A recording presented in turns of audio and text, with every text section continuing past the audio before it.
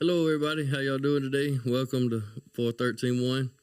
Today we are going to be talking about something that it's not an easy journey, but it can be attained, and that's returning to sanity. I know for me, for a long time, I thought my way was the only way, and just the way I acted was really not the right way. Definitely not. You thought insane in the membrane.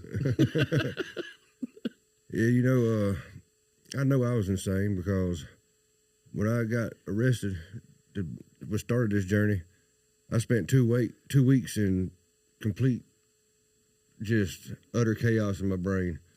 It was just probably one of the craziest times I've ever been through in my life. It took a couple weeks for that mental, whatever I was going through, to break and me to kind of snap back to reality. Right.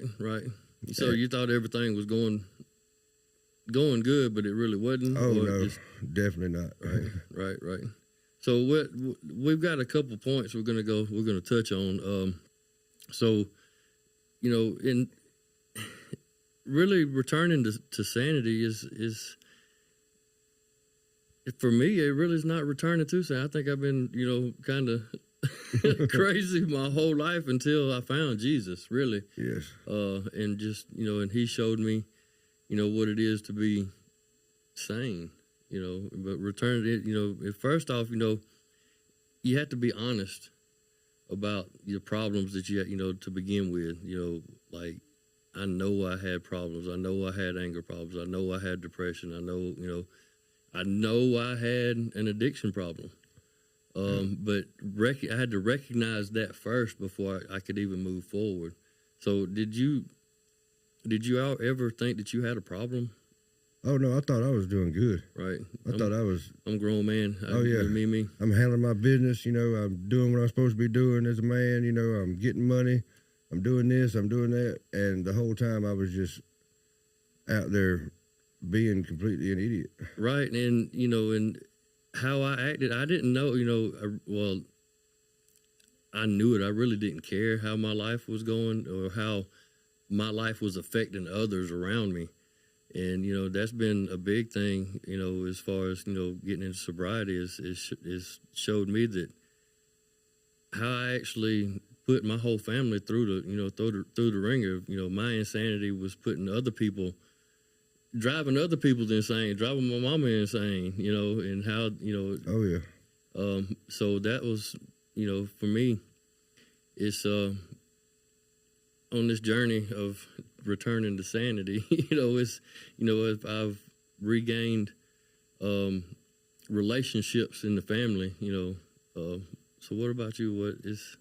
Man, I had my family so stressed. My mother lost 30 pounds, just worried, sick about me. When I leave the house, she was worried if I was ever going to return, if she was going to get a phone call if I was dead. Right. It was really driving her crazy. My son, he was so mad at me for the way I was living. After I got out of jail and we rekindled that relationship, he was ready to fight me just because of how dumb I was being, just to punch me in the ear, maybe knock you in the forehead, right? Yeah, knock some sense back into me. But now that I'm doing good, my mom's health is good. I've got a great relationship with my whole family. Got a great relationship with my brothers here at the church, which I never thought I would fit in at a church or anything like this in my life. I just thought I was done so much dirt in my life that it was over with, Right, yes. You're going to catch on fire if you walk through the door, right. And it's the complete opposite. I found people that's been through the same struggle as me that I can build relationships with that can help me when I'm going through something that's been through it. Right. And that's and that's kind of touches on the next point is just to seek help and support in this journey. So I didn't think I needed help. Oh, me neither. So there was no seeking help, but I was sat down by the police, ended up going through drug court and found Celebrate Recovery, and it's. Then I realized, hey, I did have a problem, and and then I started to seek the help that is here, and seeking the support, and it's the professional help though is what started it. You know, through pathways, counselors, you know, Right. and stuff like that, and actually being honest with them, being honest with yourself, and being honest with, you know, who you're seeking the help from or the support that you're seeking help, you know, so they could actually help you. Yeah. It's so- hard for me to open up to my counselor every session. She'll say, "So you need to talk about anything? Is everything going good?" "I'm fine." Oh, the I'm real fine, man, the real man answer. Yeah, I'm good. But my counselor, she's not going to let that slide. She somehow every time pulls it out of me. Right. And we end up 30 minutes later of talking, I'm like, wow, you know, I just Well, I really couldn't talked about my feelings. Yeah, well, my counselor had already been through it.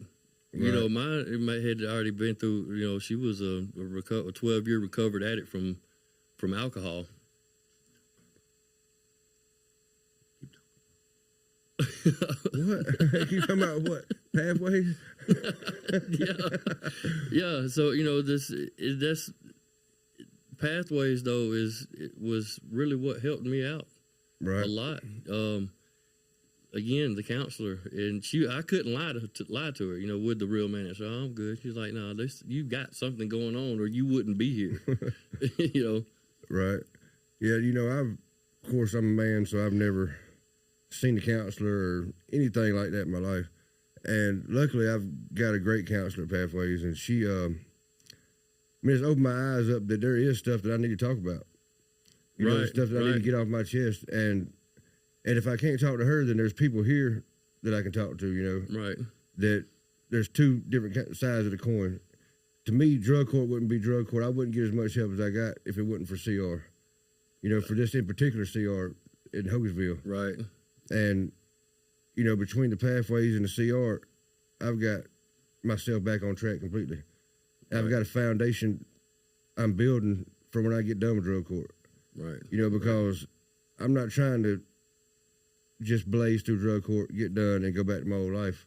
I'm trying to be a different person, Right. you know, and doing Right. things like this podcast and doing CR and doing all the events. And now I heard we got this alumni thing we're going to be doing. Yeah, I'm kind of excited for that. Me too. Right. Which I never thought I'd be excited for another step in my recovery. Right. You know, ever. What's next? Right. But, you know, it's just something else. You know, I'm building my life. I'm growing as a person because I was stuck in that childhood mentality for so long as an addict, you know, never growing. Right. Just being the right. same person. Right. Right. And now I'm actually growing as a man. And my family can see it. My friends It was. can I see don't know. You're a godly man now. Yeah. It's not just a man. Right. Yep. Right. it. And God, give it all to God because Right. if it wasn't for Him and knowing that He forgives me for everything I've done, I don't think I could live myself. Right. Well, we couldn't. But knowing Jesus died for me, just me, you know what I'm saying, this horrible, wretched person I am, Right. you know, just makes all the difference in the world. Right. Right. Yeah. And you know, and again on the pathways thing, you know, seeking help and support. You know, I went through the counseling, and actually being honest and open with my counselor. She was like, you know what, She's like, have you seen a doctor? I was like, a doctor for what? She was like, well, this is your mental health doctor. You know, you being honest with me, I see you need to go talk to a physician. You need to go talk to a doctor. And I was like, oh, well, okay.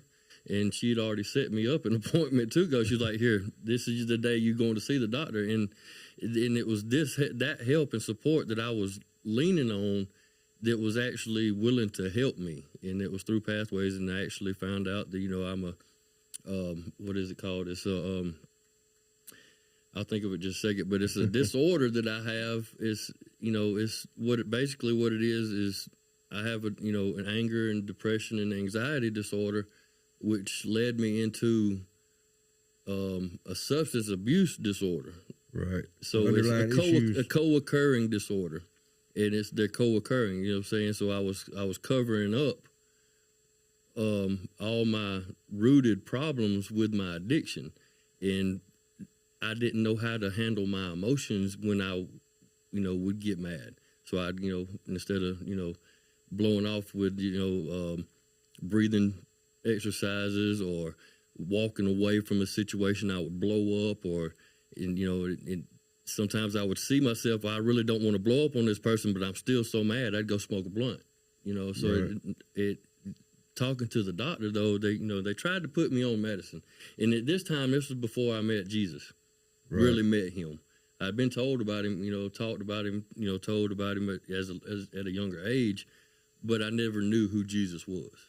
But until when I accepted Jesus Christ in my life, and it was like, I really don't need the medicine that they was trying to prescribe me.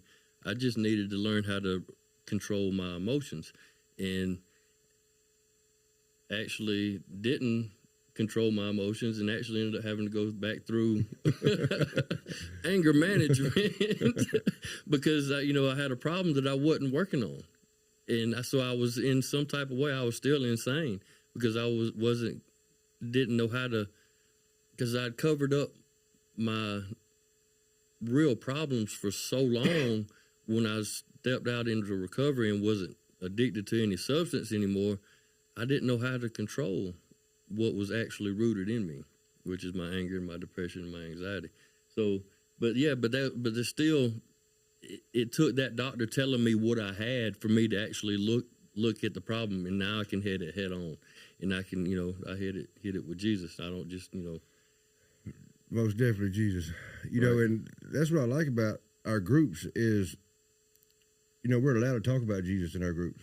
Oh, you are now? Yeah, definitely. Well, maybe we broke them all because they was dead against it when I went through. Oh no, they would shut us down. The classes we do now, that's a lot. One of my coping skills I put on my paper every time is prayer. You know what I'm saying? Yeah. And a lot, and that's how they kind of set you up. It starts out with relapse prevention, I think, and then you do coping skills, and now we're in self-esteem, and it all kind of plays a part from beginning to end. Right. And plus you got Jesus in the mix, which they are allowing in the class for us to talk about. That's awesome, dude. It really is. Because we struggled with, me and a couple other guys, because, I was 6 months into the program, so I still had 12 months left in the program when I started coming up here to CR. And when I found Jesus, and I was telling them, it was like, they'd ask us what a coping skill was, and I'd tell them my 3 Ps. Pause, pray, and proceed. And they was like, yeah, we can't really lean on prayer. It's not a scientific or, it's not none of the doctor's books and this, that, and the other. It was like, hold up, this is what works for us. And we stood on it.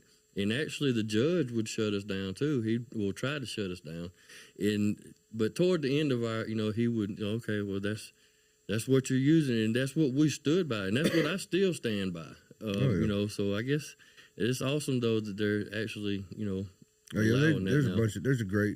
people that's teaching the classes are great, right, and they actually care, right. Which you would think in a clinical situation like that they wouldn't really care. We would just be, people, they didn't really care about. They were trying to get a paycheck, but it's completely not like that. Right, they actually care about what's going on in your life, and I know it just helps with the process completely. Right. And see, and another thing though, the prayer thing, our coping skills that we was coming up with weren't in the books that they were teaching us. Right. Well, we got play the tape out, stop and think, delay, distract, decide. Right. And with all those, I try to put God in there. When I'm stopping, to distract myself, I'm talking to God about it. Which I fall short sometimes, and I don't ask God, and I just move forward without Him, and right. I fall flat on my face every time. Right. But I don't know. Like I guess we're talking about returning to sanity. Right, but that's part. You put some tools, put some coping skills that works for you. Not everybody's recovery is different. Nobody's recovery is the same.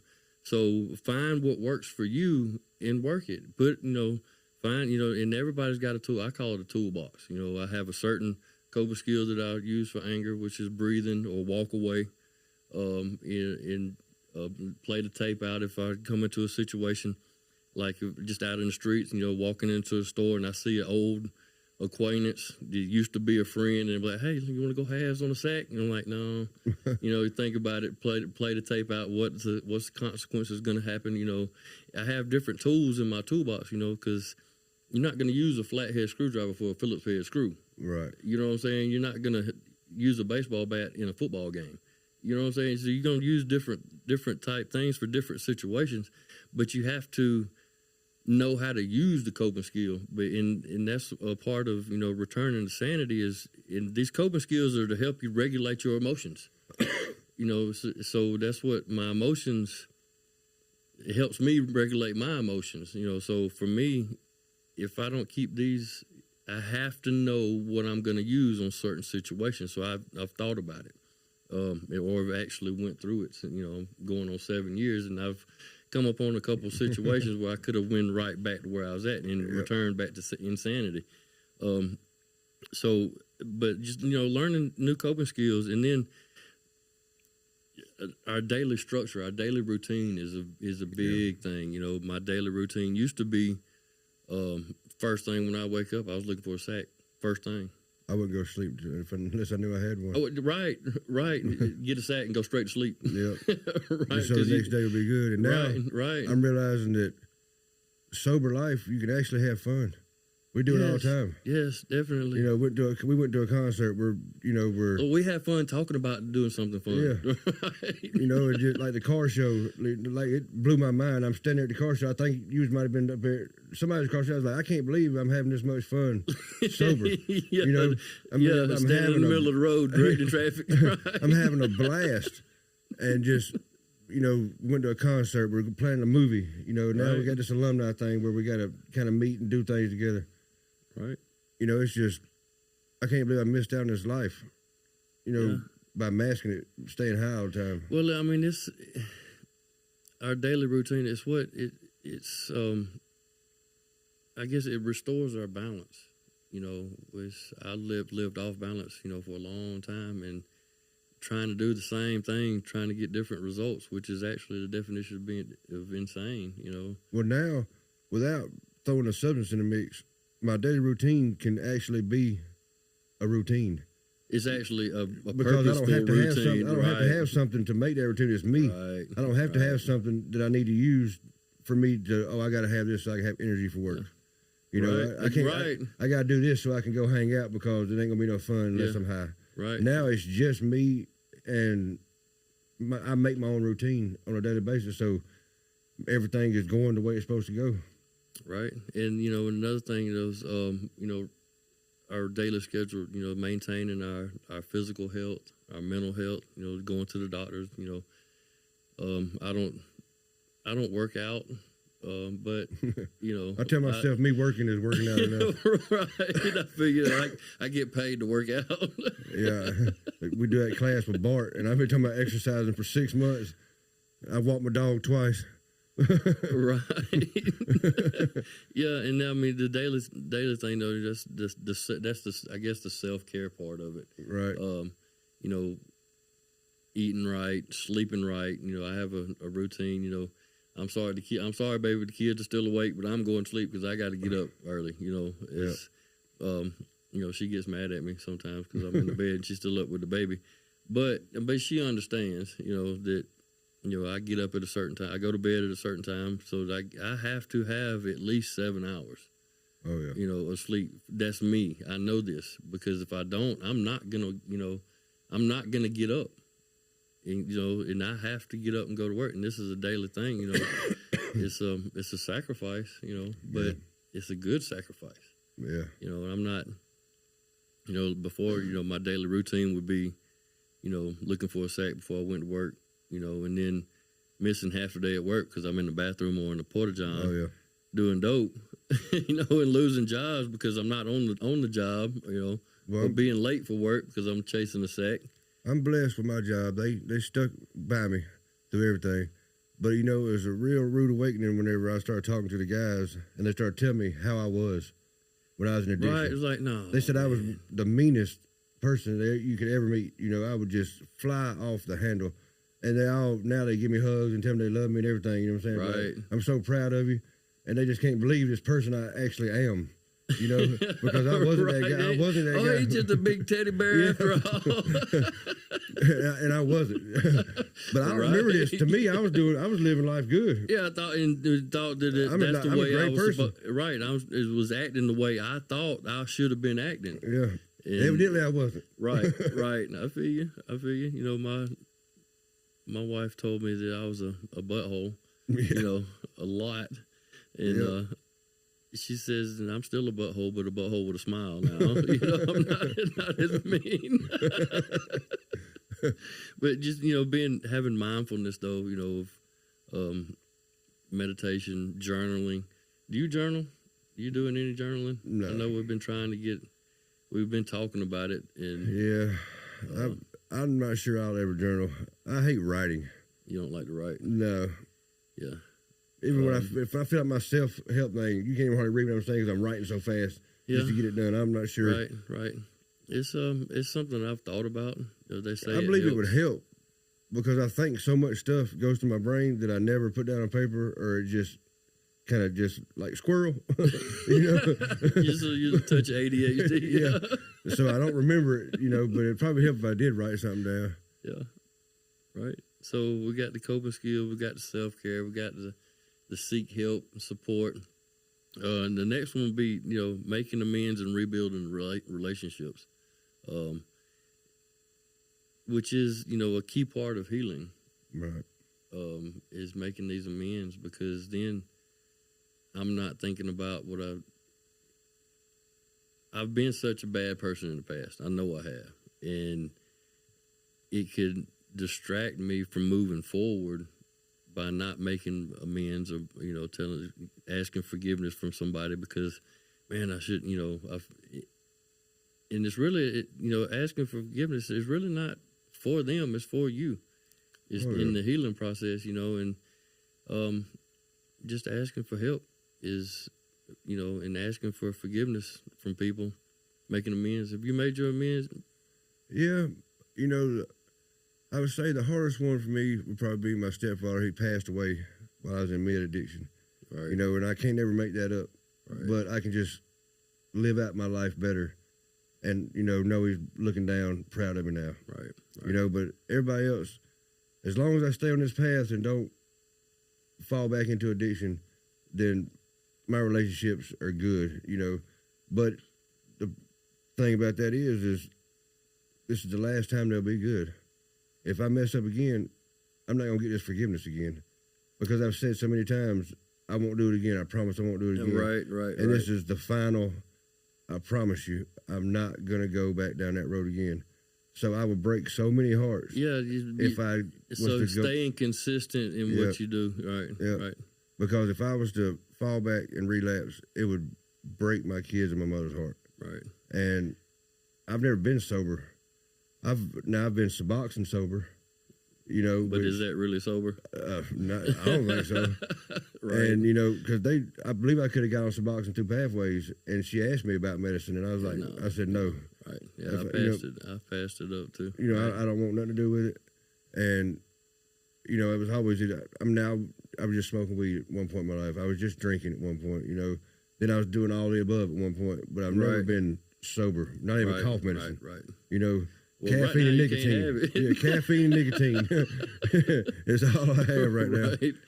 But I mean, it's the best time of my life, so I needed this. Yeah. So, and then returning to sanity, though, it showed me that, and, you know, accepting Jesus in my life and Him showing me, you know, that there's a better way to live. It's so awesome, and I'm so glad that I was shown the way. I'm glad God sent me down the path that He sent me to, because it gives me a purpose now. Because I can go back and talk to people like you when you first come in, like, look, I've been there. You're gonna make it. If you do this, you know, you got to find out what works for you. But I'm able to talk to people. But it's finding this purpose in life, you know, that I actually have. You know, I thought my purpose before was to be the dope boy. You know what I mean? Or, you know, I'm gonna be the light of the show. You know, but I'm not. No. So, but I have a purpose now. Oh yeah. You know, I almost lost my life several times my last year of addiction, and God saved me for a reason, because He wants something more out of me. And if we do this podcast, or we reach one person, this, you know, we could help save, then I feel like I've completed my life journey. You know, right. Hopefully, more people see this and realize that they can do the same thing we're doing. You know, but just for me, if I could help save one person's life, then I'm completely Right. happy. Well, I mean, my identity has changed in my own eyes. I'm not perceived, trying to push off something in me that I'm not to others. There's not a face in which, I want to, I even with the podcast, I used to tell people, yeah, I'm part of this podcast. That's me. No, I want people to look at me and be like, hey, he's a servant of God. He's a servant of Christ. I want people to say, I want to tell people, I'm a prisoner of Christ. Yep. I'm a slave to Christ. I'm, a servant to God, not a podcast host, not a church goer. And that's what gives me the purpose now. And it actually it blesses me to be able to help others. Oh yeah, definitely. So, do you think your identity has changed? Oh, completely, completely. Yeah. Anybody who knows me from my past knows that I'm not the same person at all. Right. I never would have thought, when I first started coming to church, I was kind of embarrassed to talk about it to people. Right. I go to church. I'm a godly man now. Now I love to tell people, and talk to people about God.